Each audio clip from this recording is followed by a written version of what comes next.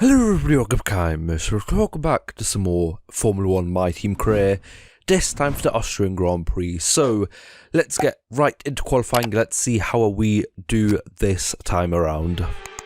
High up in the mountains here at Spielberg, it's time for qualifying on what will be the fastest laps of the season. Stand by for qualifying at the Austrian Grand Prix.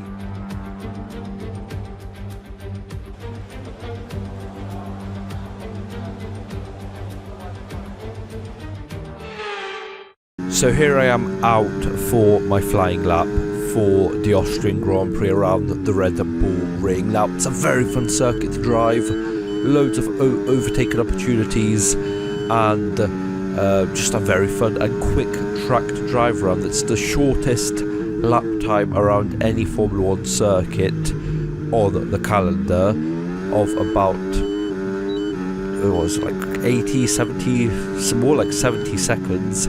If not even less, depending on like your car, like I guess like, yeah, depending on your car. It's really quick, but as you can see over here, we are qualifying for the sprint race, so I thought that you had to kind of qualify on the tyres that you're going to start on, so that's why I am on medium tyres when everyone else is on softs. So that's basically going to put me dead last, just because I'm on mediums when everyone else is on soft, so I'm already at a disadvantage just because of that. So we are going to qualify last for the sprint, but I guess we'll see what we can do during the sprint in order to hopefully, bounce back and do as best as we can possibly do right now. Currently, we've had a couple minor upgrades going into this, but it's Max Verstappen on pole from Leclerc and Perez for the sprint. So I guess we'll just have to see how well we do, how many positions we can gain during the sprint. So it's all about speed in today's sprint. Not very many laps and no chance to get ahead on strategy. Who here today has the raw skill to take them to the top?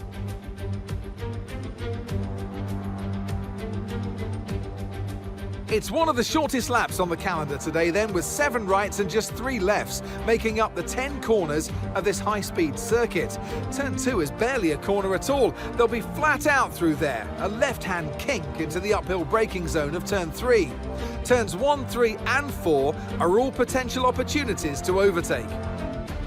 Let's run you through the driver grid order for today's exciting sprint. Max Verstappen put in a fantastic lap yesterday, and he'll start from pole position. And it's Charles Leclerc in P2. Looking down the rest of the grid, we have Perez, Oscar Piastri, Sainz, Norris, Russell, Hamilton, Stroll, Fernando Alonso, Gasly, Tsunoda, Ocon, Magnussen, Albon, Ricciardo, Joe, Sargent, Hulkenberg, Bottas, Vesti and Red. And with preparations almost complete, let's head trackside for today's sprint. And alongside me a man, well, what more can I say? But he's a legend, Anthony Davidson. Well, they say that a change is as good as a rest, and whilst there's not much rest on show in the sprint format today, there's definitely a change to what we're usually seeing on the track. And let's talk momentum with this driver. What a sprint it was. They start at 0 once again for today, but with a huge amount of confidence, surely. Now, we had great fun watching them win last time out. What a great victory it was. But can they carry that into today's race? It's the important one, isn't it, Crofty? You've done it once. Can you do it again? But, if you start believing in yourself and the confidence starts to build, that inner confidence is what you need. And you can carry that through to future races, including this one, and you set that ball rolling. That's the critical thing that they're looking for here. And I believe if you've got that first race win or a win at any stage, it can start to roll with you in a good way. So here we are lined up last for the sprint around the Austrian Grand Prix. It's lights out and away we go. We get a kind of bad start over here, to be honest, losing out already compared to everyone else. But can we dive down the inside for some corners, for some overtakes even into the first corner? And as we leave turn 1 going down into turn 2, we are side by side with the kick salver of Valtteri Bottas, now diving up the hill into turn 3, we actually managed to get up into P17, which is a very decent already, from P22 in turn 1, or I guess before turn 1, up to P17 already past turn 3. Turn 4, we lose a position to the Alpine of Esteban Ocon. Now, of course, this is kind of like the first sprint of the season. I guess technically it's the second, because I kind of missed out the one in China because I kind of forgot about it, just skipped the session and just went straight into qualifying for the Grand Prix, as we have to kind of go wide over there, just making sure, because someone just messed up over there. We just had to go out wide in order not to make contact with Ocon over there. So yes, this is, I guess, basically our first proper sprint of the season, which is going to be exciting. I guess we'll see how well we do. P18 is already like our best standing currently in any race, as we just managed to avoid contact with the Alp. That would have shaven the right side of my front wing off over there if I was just a little bit closer or later on the brakes of that kind of shot over there. Still, keeping up with the pack already, lap 6 out of 12, so we are still keeping up, which is very, very nice. And, not doing that bad. As I was saying before, we have had a couple minor upgrades to the car. We are still dead last in terms of where we are out of all of the cars, as Oscar Piastri DNFs out of this race, and there we see him off to the side. So that means we crawl back up to P17 where we were before Ocon overtook us back for that spot before. But lap 7 we are still chilling over here. Lap 8, as we can see, we've kind of fallen back. Our tyres just really fell off a cliff like every single kind of race before, so we don't have any more DRS, so the only defending we can do now is with our ERS, and hopefully a little bit a good positioning in order to defend this spot from the Haas of Nico Hülkenberg.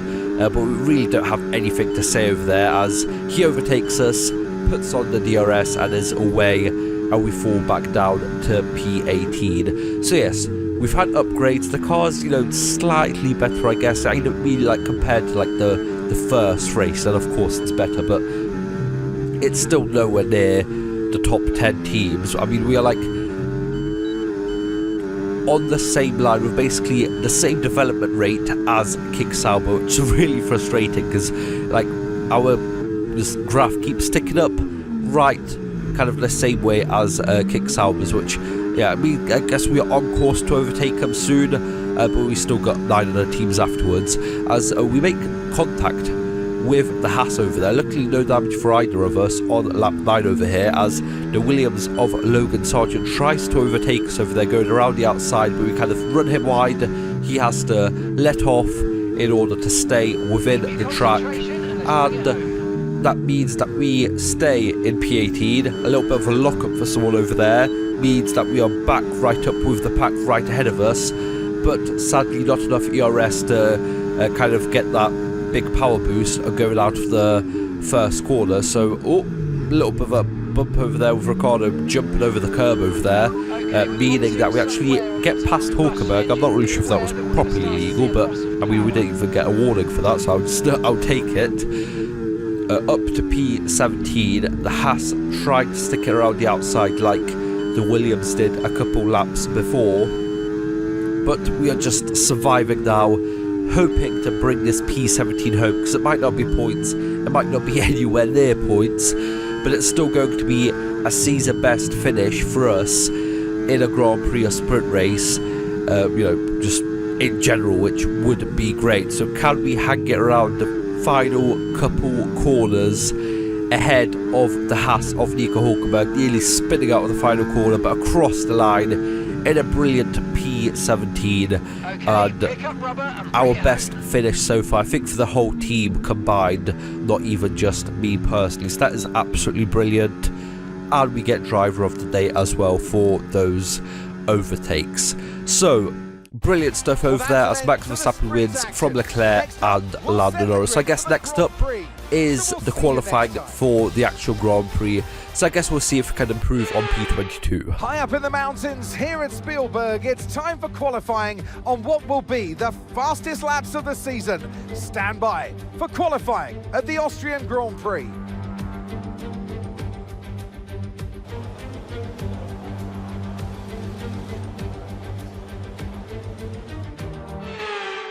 So here we are qualifying for the main event this weekend. Now, of course, now we are on soft, so we actually have a chance to keep up with the others.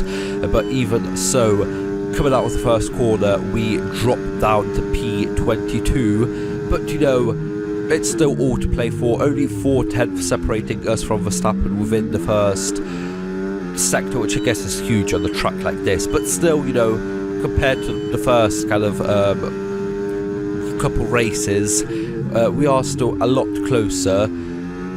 Going up to P17 for a moment on the exit of the entrance of that corner, but dropping down by the exit P21. Now, can we still keep it in P21? I don't think I've actually qualified better than last at any of the other races so far. So can we actually keep up with this P21 and secure our best qualifying so far as well? That would be pretty nice to, you know, secure in the sprint our best finishing order. Now, our best qualifying so far in P21, again, not much, but small improvements will lead to huge results further down the line. Maybe in Season 2, maybe Season 3, to Max Verstappen on pole from Norris and Leclerc. So pretty much the same top 3 as for the sprint. So let's see what we can do during the race.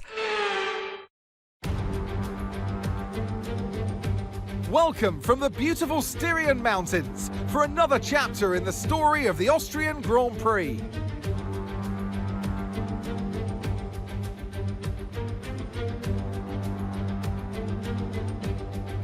The Spielberg circuit then is situated 700 metres above sea level, with just 10 corners making up one of the shortest laps of the season. One time around here is a distance of around 2.6 miles, with the best overtaking chances into turn 1 or the tight uphill of turn 3. It's time to take a look at our starting grid for today's race. Max Verstappen put in a fantastic lap yesterday, and he'll start from pole position. And Lando Norris lines up alongside. Moving on to the rest of the grid, we have Leclerc, Sainz, Perez, Russell, Gasly, Tsunoda, Albon, Ricciardo, Joe, Hülkenberg, Fernando Alonso, Bottas, Hamilton, Sargent, Magnussen, Red, Ocon, Vesti, Stroll, and Oscar Piastri. Now it's almost time for lights out, so let's go down to the track. Well, it's been a long time since I last worked with you. Good to see you again today, Anthony Davidson. Now, you're the racing driver in this partnership, so tell us about this racing driver. Put us in their shoes. How are they going to be feeling? Well, you've got to be prepared, Crofty. Before you even step foot inside the car, you've got to know, you've got to have a pre-race game plan. You've watched videos before you get into the car of previous races gone by. You know where you have to place your car if X, Y, or Z happens in front of you or behind you. So having this clear game plan is absolutely essential before you get in the car. So here we are lined up at P18 as a couple people had penalties to serve. So already starting the highest we've ever started. And again, the same kind of bad start that I had during the sprint. I'm not really sure what that is. You know, I normally have like fairly okay starts, not the worst, but I mean, we already are losing 2 positions. Luckily, we get on the power because we had the kind of best kind of position out of all 3 cars of Lance Stroll and Vesti over there as we dive down the inside of turn 3, or just about managing to just sniff past the kick Sauber of Bottas, getting a warning for it, but luckily no damage for either of us. So we both stayed. I kind of thought about going down the inside of Hamilton, but I mean, he's in a Mercedes, so we'd just be wasting time to try and fight with him over here. So we settled down to P16 after the first couple corners. So we are the highest we've ever been running in in any of these races. Now going on to lap 2, of course, DRS activated, and you just have to really watch out with the ERS on these cars, especially during the first couple seasons, as we bump wheels with Bottas, getting past Hamilton, and still no damage for either of us, which is good. Are we going to send it down the inside of turn 4 over here? Yes, we are, going up to P14, but have we sent it a little bit too hard? No, we haven't. We keep it ahead of the Finn on track, but he has the better run out of that corner, but we still managed to get the inside line. Oh, but have we swung up too wide? No, we haven't. We just about managed to hold on and up to P14, but losing a little bit of time towards the cars ahead, so we don't really get the slipstream. So now we are just fighting still with Bottas, and he has a really good run around the outside of us, and that means that he is still side by side by us, and try and squeeze him out, of course leaving him some space out over there, and we are still both side by side going into turn 4. Now can we get ahead of the Finn by turn 5? No, we can't. Bottas gets the better run out of that corner, gets the inside line. It actually means we lose another place to Lewis Hamilton straight away, and we actually had to really avoid and play defensively over there not to lose a further spot to Logan Sargent as he tries to go down the inside. We keep it around the outside on the track just barely to stay ahead of the Williams, and down two spots within a couple places. Not really the worst, the best even, but not the worst. I guess we could have lost even further places even, but as we go out of turn 1, fighting even more with Bottas once again. Can we go down the inside? No, we have to kind of stay around the outside, swing up wide, hopefully for the better traction out of the corner, which we do get. DRS activated, a little bit of ERS over there, slipstream behind the Mercedes of Lewis Hamilton, and we get back up to P15 ahead of Valtteri Bottas once again. So I guess Kick Sauber, I guess at least for the start of the season, are our main kind of opponents to kind of stay ahead of. Still, it's going to be quite hard because our qualifying pace is a little bit better than our race pace. We really lose out in the race a lot more than in qualifying as we go down the inside, still fighting with Bottas, but now he gets the outside line, better traction and the better run out of turn 3. Now I want to go down the inside, go down the outside, even down the inside afterwards. Now can we stick it ahead of the Kick Sauber? Bottas gets that better line out, the racing line, then the inside line, and we have to just barely keep it around the outside of the Finn, but we do manage to keep it out around the outside but lose the spot. Still having to watch out for Logan Sargent once again because he is sniffing behind us, trying to see if he can send it down the inside, or at least try to, like he did a couple laps before. Now the ERS on these cars for the first season, before you get it fully upgraded, you just have to really watch out for it. You just use it so quickly and then it takes so long to recharge. When you get it fully upgraded, it just runs up so slowly, just basically on the straight. If you use about 20%, it's a lot, as we still are fighting with Bottas on lap 6 over here, side by side. I dived down the inside, but I was a little bit too late on the brakes. But can we be a little bit better on the brakes over here? I guess we brake a little bit too soon, but I guess we really had to brake not to go into the Kick Sauber over there. So we still stay P16. Now our tyres are slightly starting to go off on lap 6 over here. That is the main problem with our car so far during this. As on lap 10, as you can see, already 2 seconds down to Bottas and Guan Yu Zhou, and fighting with Ocon now for P16. So yes, tyre deg is the worst part of our car right now. It's not even about like the raw race pace, it's just the race pace is manageable, but we just lose out so much time once our tyres fall off a cliff, and they fall off Mount Everest, if not even Mount Everest 2.0, because once they fall off, they just fall off and you might as well just pit because you're just going to lose so much time.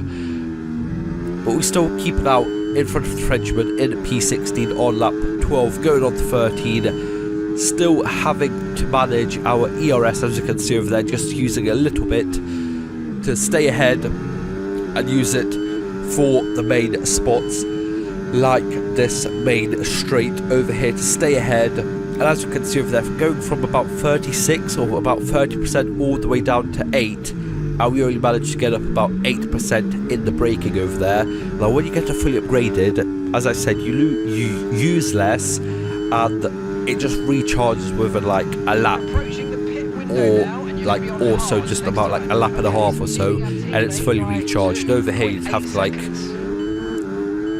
you know, ERS deployment on off, and then maybe it'll take like 2 laps or so. It's just such a difference in the ERS compared to like the first kind of like starter my team car and then the fully upgraded one. As on lap 40 we are still racing for P16 over here, still managing to stay ahead of the Alpine as we get a really rough exit out of that corner, and we have to now take the inside line, but hopefully still have enough grip in the tyres to actually still manage to get the run on the Alpine. But as you can see, the Alpine still has even more grip than us at this point, and he can go around the outside of us and, you know, get past us, and now we fall back down to P17, and as you can see, our tyres are just falling off. We just have no grip, just trying to turn the wheel left, right to try and actually get on to the racing line, actually stay in it to win it. And on lap 16, are we going to pit in? I decide at the last second that yes, I definitely do need to pit in, especially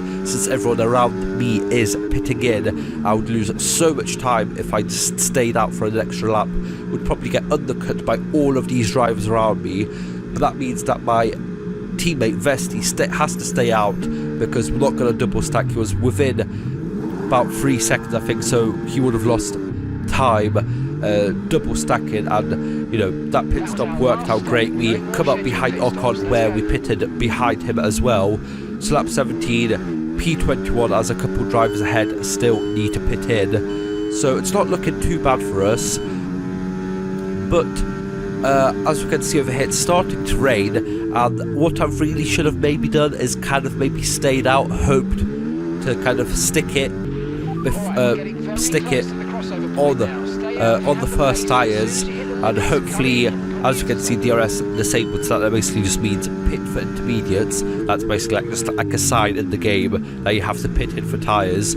As we can see over here, just struggling for grip in each turn now, and I really should have stayed out for those couple extra laps. And as you can see, our teammate Vesti has stayed out. He might only be 9.5 seconds ahead of us because we caught up so fast on our new hards compared to Vesti's old mediums, but he has track position and he is going to pit in front of us for the intermediates, and we are going to lose 9.5 seconds to him, even though we pitted in front of him and we were looking really good to, you know, pitting in front and gaining massive time on him as we lose control going into the pit lane, luckily managing to keep it out of the wall. But that means that instead of, you know, coming out in like that P17-18 area that we kind of pitted in before the first pit stops, that means we are going to basically pit out last, because we had to wait for about half a second for my crew to kind of sort themselves out after Vesti's pit stop, because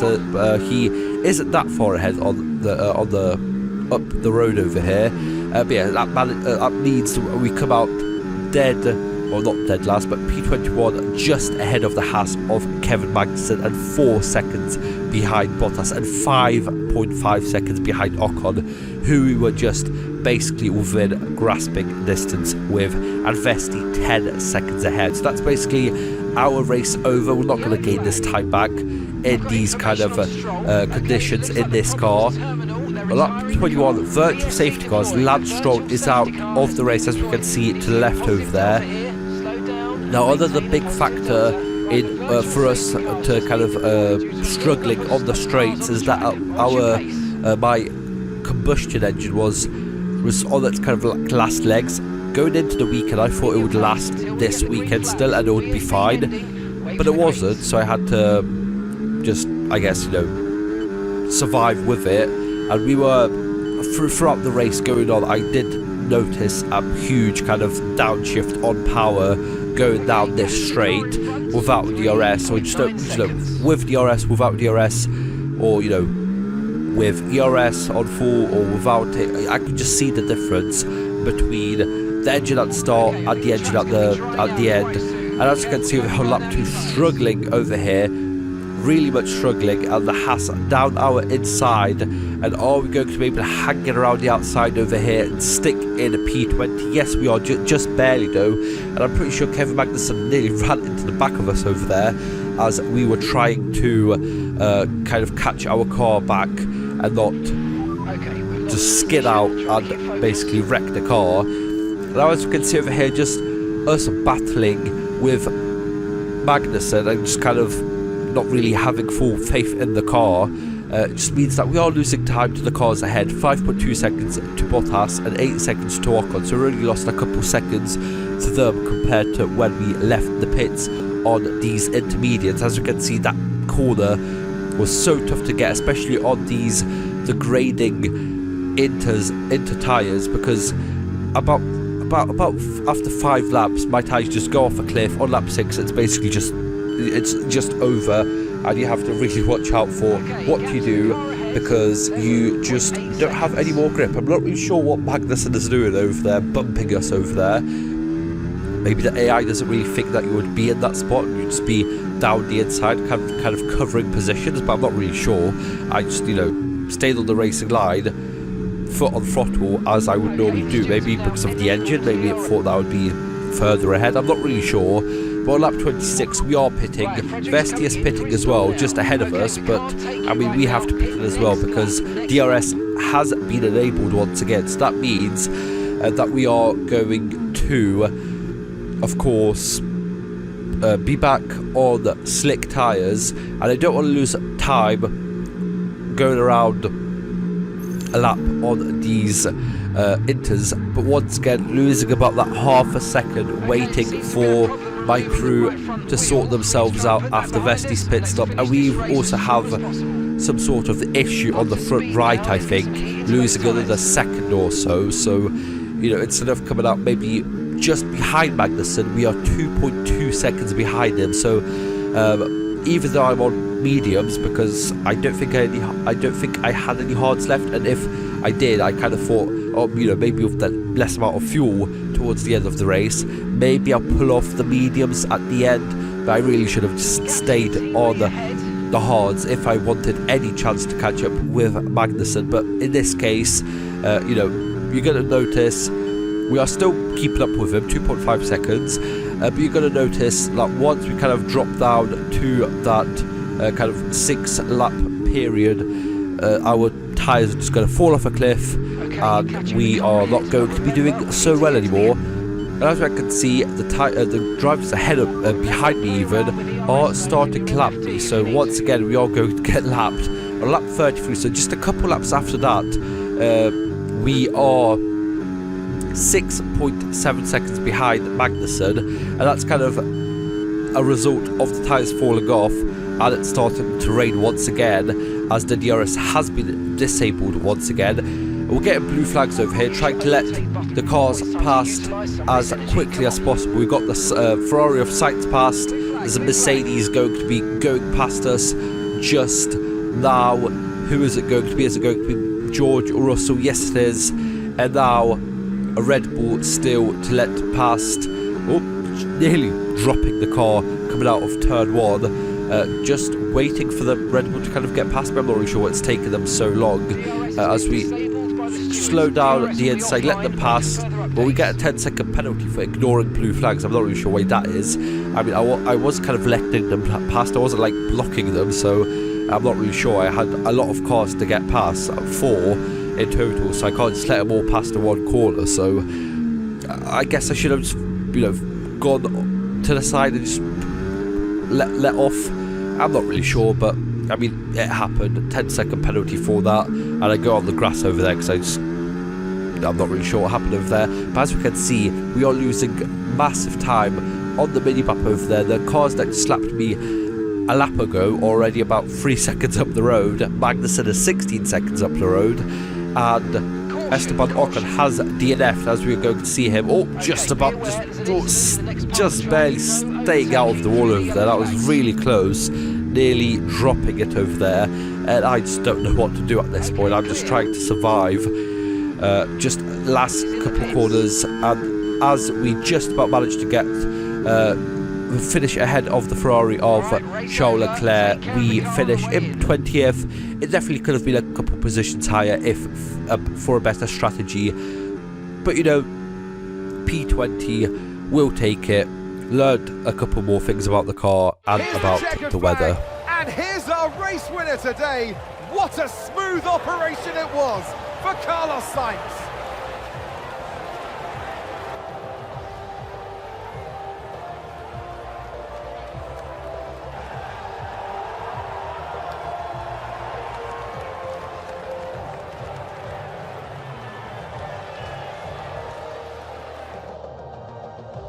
And here we are, a team that is no stranger to the podium, taking their place on top once again.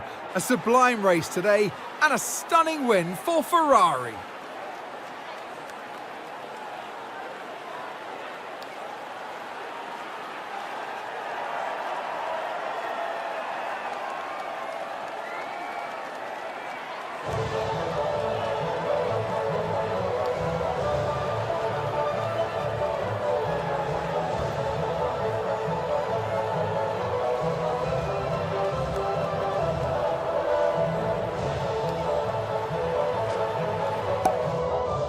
So there you go, a win for Sainz, with Verstappen finishing second and Sergio Perez third. Not really the best of weekends, no points scored for us, but hopefully we are going to be getting towards that very soon. So hope you guys enjoyed, like, share, subscribe. See you guys next time, bye bye.